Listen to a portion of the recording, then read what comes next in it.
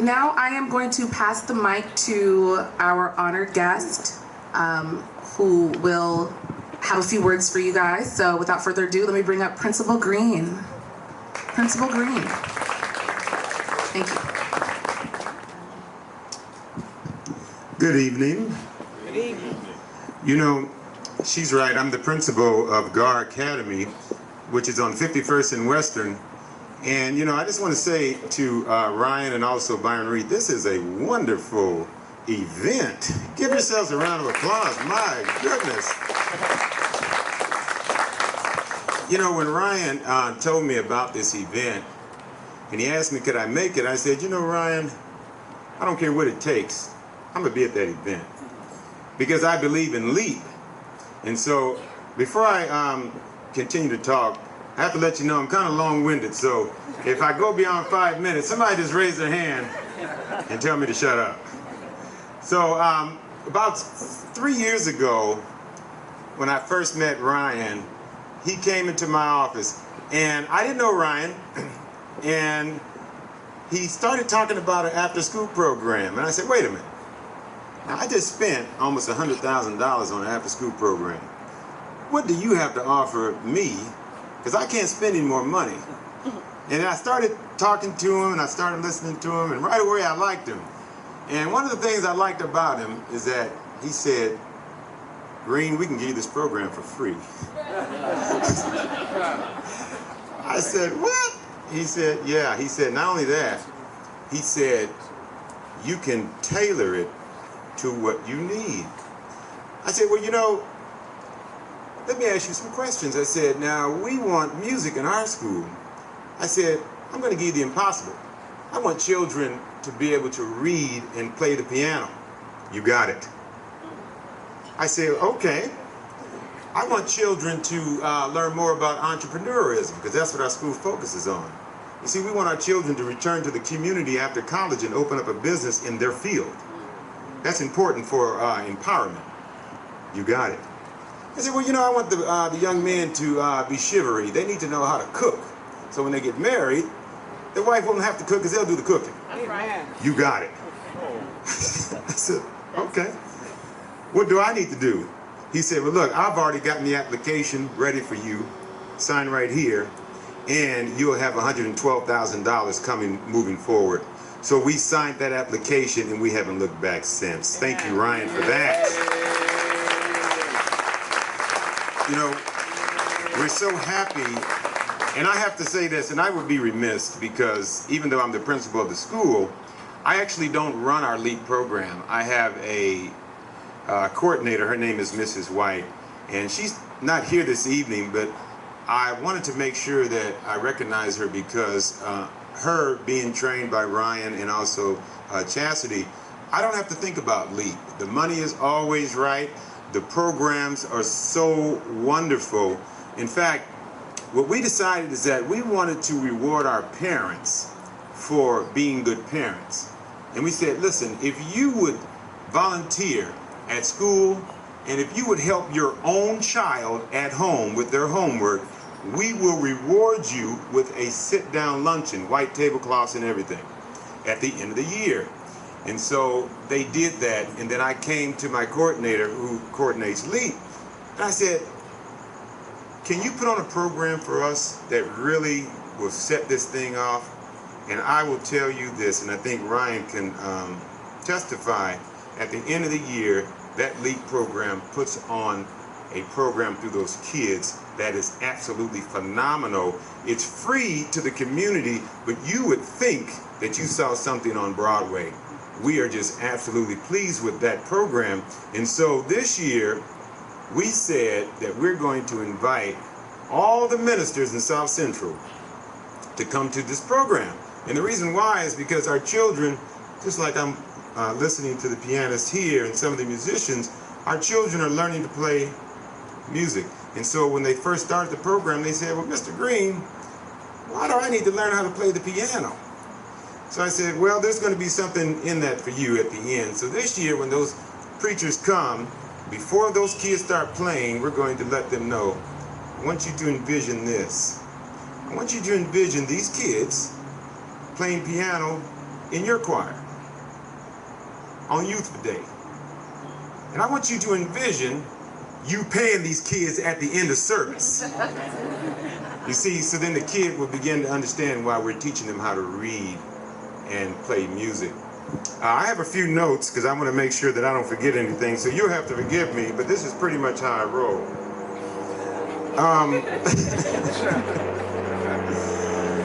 I want to mention this also because we want to continue our relationship with LEAP. And so we said that if we're telling the community that we're going to keep the kids all the way through middle school and high school, and then we're going to follow them through college, and then we're going to offer them something when they come back to the community in terms of our final entrepreneur program, so they can actually open up a business, we have to start an after-school program.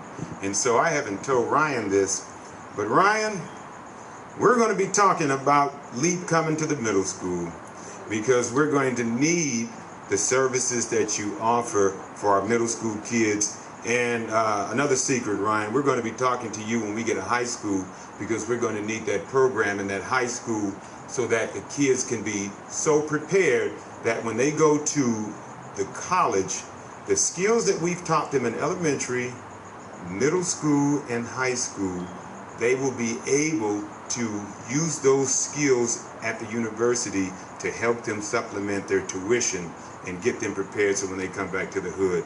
So that's my speech for tonight. I want to thank you so much for listening. And so now, without further ado, can I introduce to you my man, Ryan Taylor.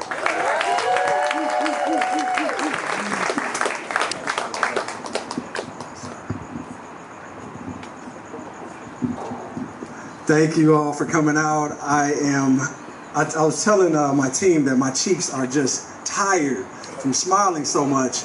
I am truly honored and blessed that all of you have come out today to support LEAP, to support me. And I even wrote a little speech because Chastity told me, do not wing it out there, Ryan. You need to have something ready. I want to start by saying thank you to Byron for opening up your home to us. Unbelievable. And really, more than opening up your home, Byron, he has a tireless commitment to results, to making things happen, to keeping his word. And so I sincerely appreciate it. I want to thank Tammy for hosting, because she stepped up when no one else wanted to step up and host. And Tammy was like, I'll do it. I want to thank our board chair, Eddie S., who said, you know what, brother, let's just do a cocktail party. You're trying to do too much. And so that was the right call, and thank you. And I want to thank Renata from the Relay Group, because she organized this whole thing. Because if it wasn't for Renata, I'm telling you, this would not have happened. Thank you, thank you, thank you. And last but not least, I want to thank my team, the team that really I work with on a daily basis, that really is the heart, the guts, and the glory of LEAP. And that's Chastity, that's Courtney, that's Yvette, and that's Cindy. And you ladies are really who all of this praise is really for. So thank you all so much for all your hard work. So quality of thought leads to great decisions. That's what we started with. So LEAP began with a simple question, which was, could we use the time after school to help kids from underserved communities make good decisions? That was the whole experiment. Could we do that? Decisions that would keep them safe in a dangerous neighborhood. that would make them healthy in a food desert, right? An environment where fresh food is scarce and expensive. Could we help them make decisions to get them to decide to get the most out of school instead of dropping out of school? And I wondered if we could help children from underprivileged neighborhoods. And let me tell you why I'm saying it like that, because my sister said, they're not underprivileged kids. They're kids from underprivileged neighborhoods. And I said, you're absolutely right. So children from underprivileged neighborhoods to dream and visualize themselves as contributing citizens, because many don't. And give them the confidence to make a conscious decision, right? And that decision, in my mind, would be to take a path, whatever that path is. And put yourself in their shoes. Imagine the types of decisions they face on a daily basis. Keep in mind, many of our children are from impoverished neighborhoods, right, with complex social issues. Some are in foster care. A lot are latchkey, so they'll go home and no one's there. Many have been socially promoted, so they've moved to the 4th grade without mastering the 3rd grade. This is how you get an 8th grader that can't read, and you're like, how does that happen? Right? They've just been moved along. And the kids are asking themselves questions like, why should I even bother with school when I don't see myself in the future? How can I pay attention in class when I'm hungry? My stomach is literally growling in the classroom. Should I care when no one else seems to, including my teacher? Why shouldn't I join a gang? I can have a sense of fellowship and I won't get jumped on the way home. All right? These are some real challenges with devastating consequences. So it's no wonder why kids are afraid to make a decision. But quality of thought leads to great decisions. I still believe the path to finish high school, go on to college, get a master's degree, and even a PhD is the best approach to a great life. It's also the most costly with a child on his way to college. I'm feeling it. There are entrepreneurial routes, trade schools, military paths that all can lead there as well. But all of them, and this is the point, they all require a choice, a decision. An indecision is a choice to accept whatever you get, whatever life brings. Indecision is worse than a bad decision because you don't get the learning opportunity that comes from making a mistake. Right? My sister says people are the future robots, that we as humans, we are actually the robots. We've taught people how to follow instructions so well that they are unable or unwilling to respond to the smallest obstacle. So my daughter would forget her homework or forget her spelling words. And, oh, can't study my spelling words. That's a small obstacle. You can call your friend and get those words. The teacher posted them online. We can find them. Okay? How many of us know adults who allow a change in plans to stop them from going forward at all? At LEAP, we're getting children to think for themselves, to consider outcomes before taking action, and to make thoughtful decisions. Quality of thought leads to good decisions. Designed over 200 years ago to support the Industrial Revolution, our current educational system has not evolved fast enough to serve our children's needs. Think about your own experiences in school, right? You had the teacher who lectured in front of the class, told us how to solve the problems, passed us volumes of information, and praised us on how well we remembered it. We got the internet now. If I forget, I can get that answer. Things have changed. There was limited opportunity to talk. In fact, I ask you all a question. This is a real, not a rhetorical question, a real question. How much time do you think students get to talk in school, to practice academic English every day? How much time do you think children get to talk in school? 30 minutes. Any other time? 10 minutes, 5 minutes. Lunchtime does not count, because you know they're not speaking academic English at lunchtime. Hey, we finna run over here. That's not academic, right? So this is during the school time. 9 seconds. 9 seconds kids get to talk in class, because what is the teacher saying when the kid starts to talk? Shh. Be quiet. Listen to me. I'm talking. That's like trying to tell someone to become a mechanic and be able to fix a car and say, just watch me do it. Watch me fix the car. And then you walk off and say, okay, now you do it. No hands-on experience. Linda Darling Hammond, a professor of education at Stanford, put it this way. In the 1970s, the top 3 skills required by Fortune 500 schools, or Fortune 500 companies, were the 3 R's: reading, writing, and arithmetic. And I realize only one of those starts with an R. In 1999, The top 3 skills in demand: problem solving, teamwork, and interpersonal skills. We need schools that are developing these skills and use the advances of technology in today's society. Today, students learn how to organize a universe of information. They need to know how to segregate the useful from the noise, how to translate and process thought. Students need to be able to collaborate with others to answer questions fast and synthesize multiple parts into one. And they must answer the fundamental question of, why is this important to me? They need a safe place to practice these skills. This practice is sorely lacking from most schools. And this is what we're doing after school at LEAP. Quality of thought leads to great decisions. Did you know that just 7 years ago, Nokia was the #1 cell phone maker in the world? Nokia. We all know what happened next. The iPhone came out and they pretty much demolished Nokia. And it wasn't just their relentless pursuit to quality and excellence. What it really was the depth of thought that went into building a device that solved multiple problems, making it easier to get things done, right? So we're surfing, we're emailing, we're talking, we're texting all on one device. That is what made Apple the most successful company on the planet. In the same way, LEAP is taking existing youth service programs and coming up with better ways to empower students. So I want to be specific. So instead of just having snack, which is what after school used to be, hey, we'll have snack.